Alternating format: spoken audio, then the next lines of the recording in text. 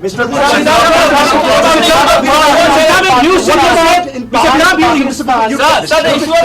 Mr. Trump, in Houston, you said about, you've been talking about, clamping down on terrorism from across the globe. Pakistan has been the global epicenter of terrorism, sir.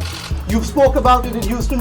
How do you... This is the most spectacular. Few months back, Pakistani Prime Minister Imran Khan admitted that 40,000 of terrorists are still in Pakistan. Sir, is there a roadmap to deal with radical Islamic terror, sir? It would be great if they could work out something on Kashmir. We all want to see that, I'm sure. But isn't terror a bigger issue, sir? Pakistan state-sponsored terror. Is there a roadmap to deal with Pakistan Well, you have state-sponsored great terror? reporters. I wish I had reporters like this. You're doing better than anybody I've ever heard. Where do you find these reporters? This is a great thing.